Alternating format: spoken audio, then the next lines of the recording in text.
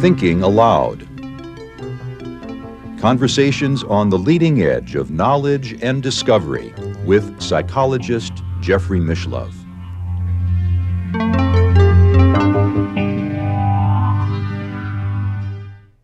Hello, I'm Jeffrey Mishlove. Today, I'd like to share with you some of my personal reflections on the book Catafalque by Peter Kingsley. The subtitle of that book is Carl Jung and the End of Humanity.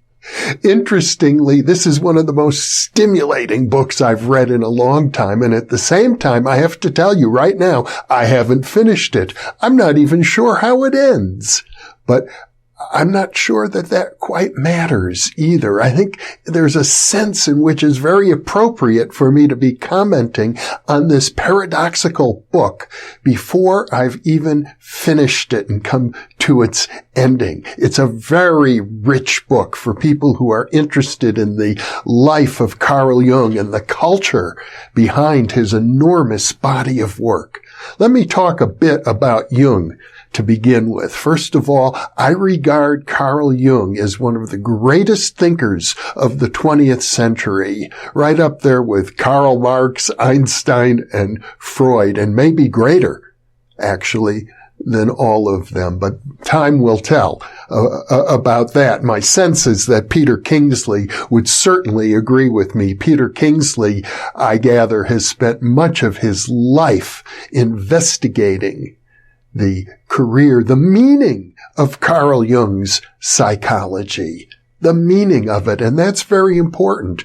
You know, I was first introduced to Carl Jung when I was an undergraduate taking a course in the psychology of personality at the University of Wisconsin, taught at that time by Professor Stephen Patel, who was a great professor. Later, I ran into him at the Wright Institute in Berkeley. He and I seemed to both come to California back in 1969. But that's another story. He only lectured about Jung for maybe 15 minutes in this whole semester-long course on personality psychology. But he said one thing that stuck in my mind, and that is that Carl Jung had written that there were things he couldn't write about, things he couldn't say, truths that he knew that were so frightening, powerful, deep, profound that humanity wasn't even ready for them.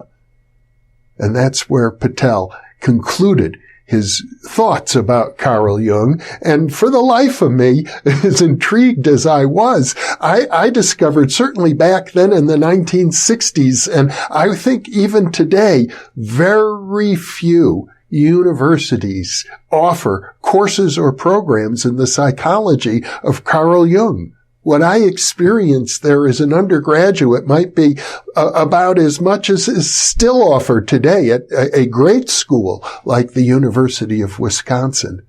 Now, to be fair, they didn't offer courses in Freud either, and I think I've told the story how, as an undergraduate in Madison, Wisconsin, I helped found the Psychology Student Association and was elected to be its first vice president after I stood up at the organizing meeting and said to the assembled students there, I became a psychology student in order to learn about myself, but here in this department, they think psychology is mostly about running rats through mazes, and we ought to change that. And indeed we did. We had a student strike back in 1969. Well, the black students had already organized a student strike, and so the psychology students jumped on the bandwagon and presented our own list of demands to the psychology department, and one of them was that they offer a course on Freud, which they did. For those handful of students who wanted it, they got Seymour Halleck from the psychiatry department to teach the course. Ironically, that's how I ended up at Berkeley, because I enrolled as a graduate student in criminology at Berkeley in 1970. And one of my recommendations for being enrolled as a criminology student is that I had studied with Seymour Halleck, who had written about psychiatry and crime. But I'm getting way off track here. The real point I want to make is back then, as a psychology undergraduate, there was a friend of a friend, a fellow named Bill. He was a good friend, as I recall, of Marty Rosenblum, who was later known as the Holy Ranger. Yes, my friend Marty, the poet. He became the poet laureate of the Harley-Davidson motorcycle company, but that's another long story, too. But he had a friend named Bill, and Bill wanted to study Carl Jung. And since there were no opportunities at the University of Wisconsin, a great university, he dropped out. I mean, that's kind of what you had to do, either go to Zurich or somewhere in Switzerland or drop out completely. There were a few Jungian institutes, and Jung's influence is certainly growing. I don't mean to say he's without influence, but in academia, hardly at all. So that's background. Now, there's so much to say. Let me try and get to the point here. One of the issues that Peter Kingsley harps on over and over again is the idea that Jung, like all of us, has two different personalities. And in the case of Jung, one personality was a scientist, and throughout his career, he kept maintaining he is a scientist, he is a scientist, he is a scientist. And not a mystic, not a prophet, not a person of revelation at all, but a scientist. And of course, the other part of Jung is that he's a deep student of esoteric culture. I hope those of you who are watching this video now, if you haven't already, take a look at the interview recently released with Gary Lachman on the esoteric dimensions of Carl Jung's psychology. And you'll see that he was a deep student of alchemy, Hermeticism, Gnosticism, the I Ching, synchronicity, alchemy. It goes on and on and on. But Peter Kingsley takes it much, much further. Peter Kingsley says it's not just that Jung was a student of esoteric cultures. He was the embodiment of them. He was himself a prophet, akin to Jesus, Mohammed, Mani, the founder of Manichaeism, and the other great prophets of history, and that in a sense, Jungian psychology is like Manichaeism, a new religion destined possibly to become eventually a world religion. Even though Jung spent his entire career insisting that this is not a religion, that this is a question of science. This is the great discovery of the unconscious. And Jung, in effect, was using himself as a laboratory. His explorations of the unconscious, well, sure, they came from analyzing the dreams of his patients. But now that Jung's Red Book has been published, it's very clear that he is documenting in great detail and with beautiful illustrations, much like the prophet Mani, who was also known as a great painter, did, documenting his journey deep within himself to the depths of his own unconscious, where, William James described the mind as sort of a blooming, buzzing confusion.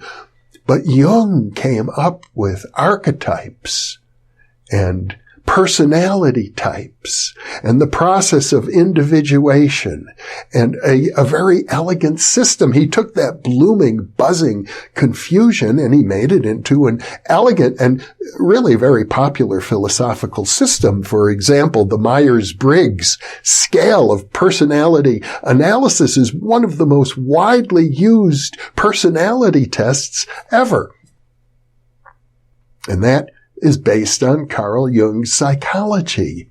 But what Peter Kingsley is saying is that if you think Jung was just a scientist, just a psychologist, working diligently and objectively and very carefully not to allow himself to be seduced by these powerful archetypes in the depths of his own psyche, well, you're wrong. That at base, Jung's psychology is a way of reconnecting human beings with the source of consciousness itself. And Peter Kingsley then goes on to talk about how his work, like Jung's, involved tracing consciousness to its very source. And he explored in his other books the pre-Socratic philosophers, particularly Parmenides and Empedocles. I may not be pronouncing these correctly. I'm really not a student of ancient Greek at all. But the point that Peter Kingsley is making is that these first philosophers, the very founders of philosophy, along, I suppose, with Heraclitus and Pythagoras, the other great pre-Socratics, and there were many of them who launched philosophy a few hundred years before Plato and Aristotle took it to dizzying heights. But these philosophers, if you study the fragments of their writings that are left, and I guess that's all we really have at this point, are fragments. They read like poetry. They read like ritual incantations.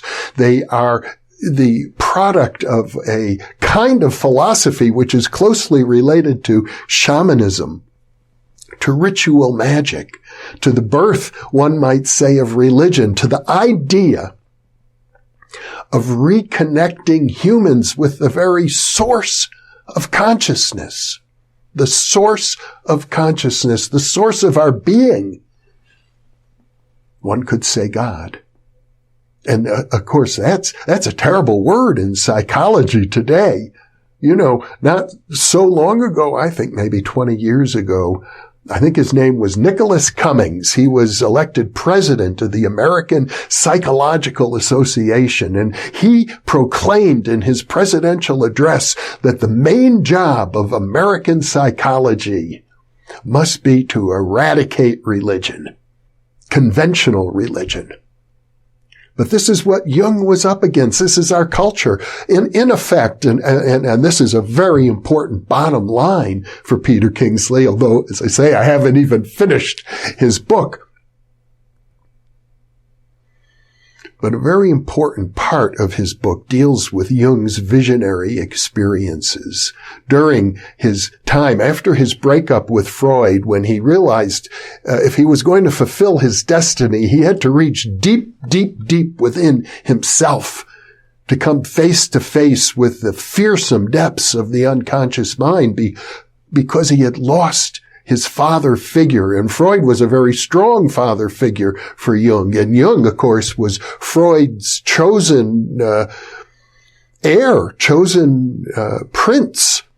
He was the designated princely heir of the Psychoanalytic Association before he had this big break with Freud. And the break he had with Freud was very much on this same thing about the reality of the psyche, about whether the struggling new field of the psychology of the unconscious should be viewed as a science or as a religion.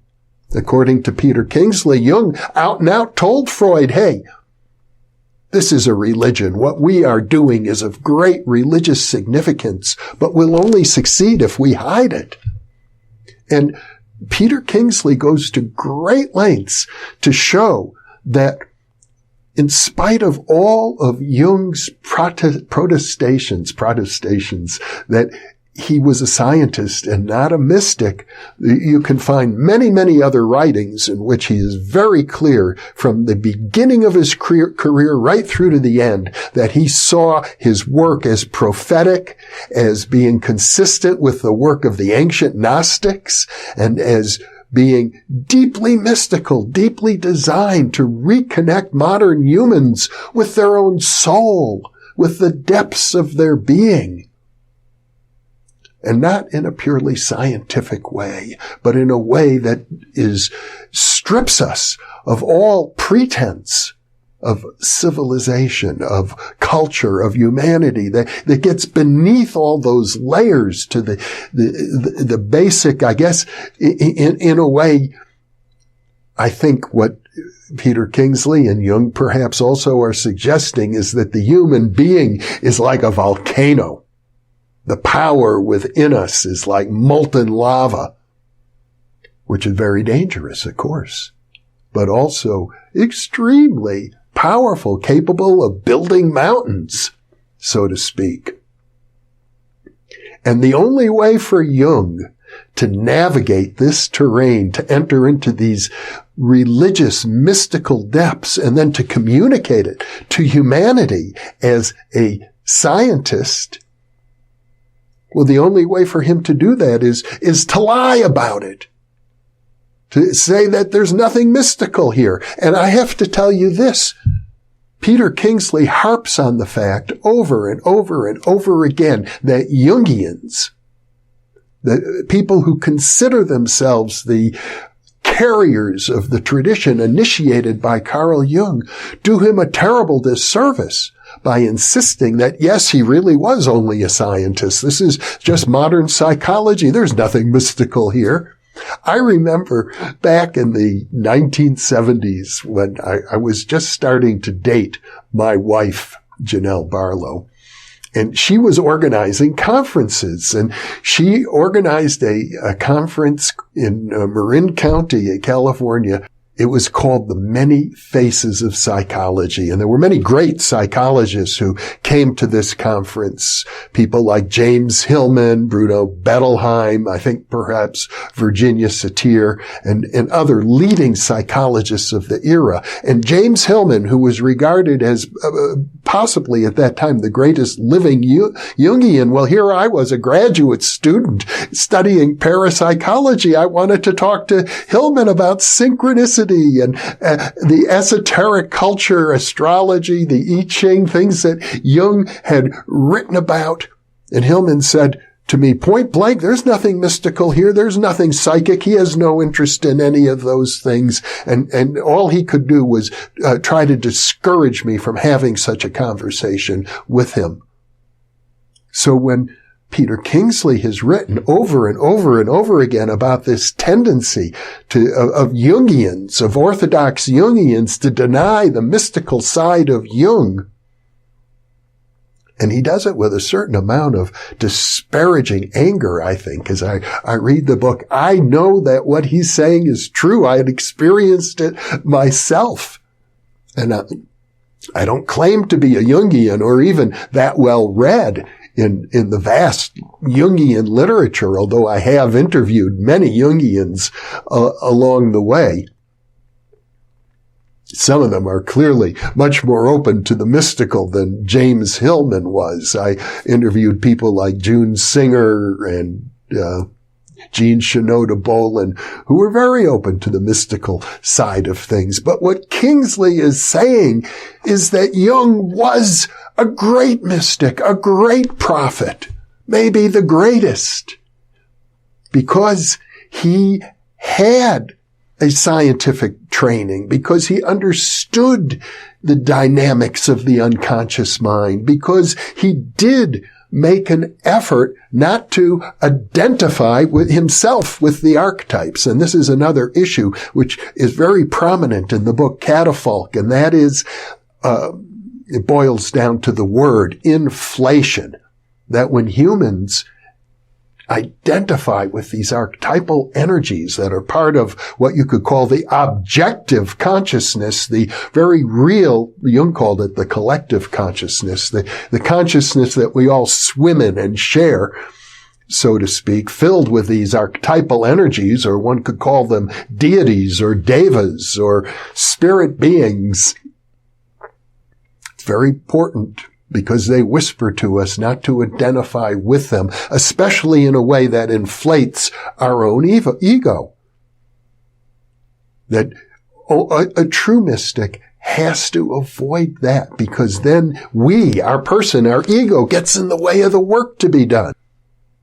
Kingsley is saying that Jung, by always calling himself a scientist and nothing more, although it takes very little reading of Jung to understand that he was a great deal more than just a scientist, but by saying that, and even by his followers saying that, it allowed him to maintain this kind of nondescript, everybody can relate to a scientist in our culture. That's not it's not problematic. Relating to a prophet is very problematic, because even the followers of prophets get caught up in ego inflation, and ego inflation is always the enemy of true mysticism.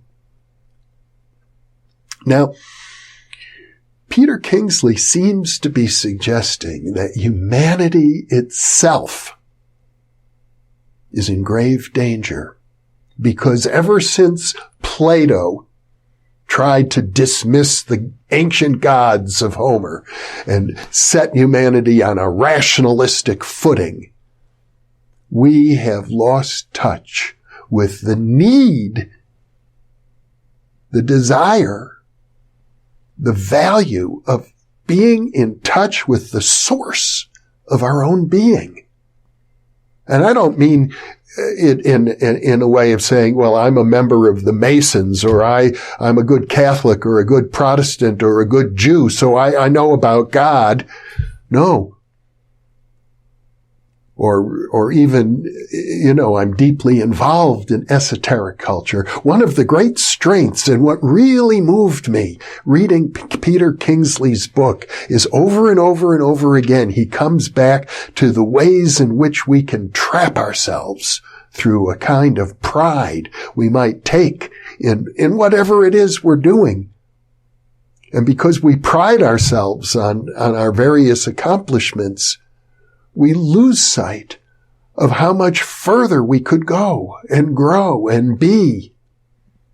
And yet, and here's the paradox, this is the paradox, Peter Kingsley is also saying if we just let the unconscious do its own work and work through us, or as he might say, let the gods express themselves through us, everything will be taken care of. And then he goes so far as to say, well, you know what? It's already being taken care of. Of course, the unconscious is taking care of everything.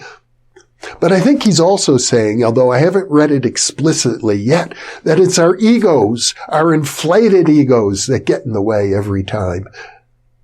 And he seems to be saying about Western culture in general that it is doomed, that Jung saw that it was doomed. We are heading like lemmings heading to a cliff into the ocean.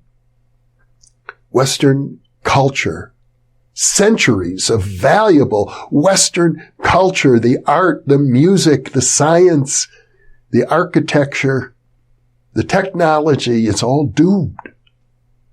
And the reason Peter Kingsley seems to think it's doomed is because we've lost touch with the essential mission of humanity. And that essential mission is somehow related to the true mission of Jungian psychology, to reconnect us with our deepest depths. Now, I want to share with you just one personal experience as I was reading Peter Kingsley's book. Well, it stirred up a lot within me. And I can tell you this, I have reached out to Peter Kingsley. I hope to have him on this channel. And in a way, this monologue is somehow a kind of preparation for that. Because if we're doomed, maybe there's something we can do about it. At least, minimally speaking, let's not be blind to it. Let's keep our eyes open. And maybe even there's time and the possibility of turning things around. Peter Kingsley on many occasions refers to Jung as the savior of humanity, the savior, a figure like Jesus Christ, Almighty. And maybe even greater. And yet at the same time, I hear Peter Kingsley criticizing Jungians who say, no, he was a scientist, but they worship him like a religious figure. And I think Peter Kingsley is saying you don't need to worship religious figures. That's not what they're there for. Don't worship Jung. Don't try and follow in his footsteps. Let Jung's footsteps lead you to your own footsteps. And I was having these thoughts, and it dawned on me, what is Peter Kingsley saying? And it occurred to me he's saying something about initiation, and there was a moment, and I was in bed. I was lying in my bed, half asleep almost, and it dawned on me, Peter Kingsley is really saying that we can reach deep within ourselves, that we can initiate ourselves. Well, I don't think you can do it just by saying it, but at that moment, I felt like I could. And all sorts of things were bubbling up for me at that time. Deep, unspoken thoughts about my relationships with various people, things that needed healing, things that could never be expressed in words but needed to be communicated with other people. That could be done on the inner planes, and I could initiate myself to doing that because I saw the need for it. And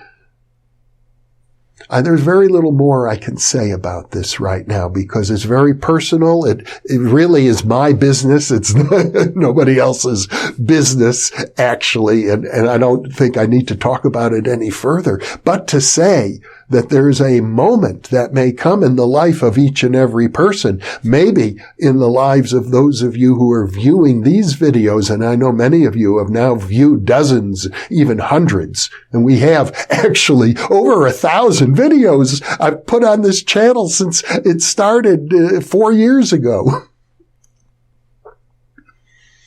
A moment may come in your life when you can initiate yourself, and you will know it and you will do it. And until that moment comes, these words may sound hollow and empty to you. And if they sound hollow and empty to you right now, that's fine. It's perfectly appropriate. It's healthy to be skeptical about it, but hold on to these words. Put them in a box somewhere in the back of your mind. And the time may come when the box will open itself and you'll know that it's time for you to initiate yourself into another level of your own consciousness that's always been there waiting for you. But you don't get much support from it in this culture that denies the importance of a great thinker like Carl Jung. And even for people who are his devoted followers, I mean, there's an army of Jungian therapists out there. And according to Peter Kingsley, many, if not most of them, want to deny still the mystical side of Jung. I think that's probably less true today, hopefully because of influences such as the New Thinking Aloud channel. So those are my preliminary thoughts about the book. I want to say one more thing for those of you who are thinking about getting the book. It's expensive. It's $75 if you buy a new copy, but it's 2 volumes. The first volume is the book itself, and volume 2 is all the footnotes, because the book was incredibly well researched, and Peter Kingsley makes a point of documenting page by page all of the significant and profound ideas that are riddled throughout this book. And you could say it's a book of riddles in many ways. Let me leave you with those thoughts, and thank you for being with me.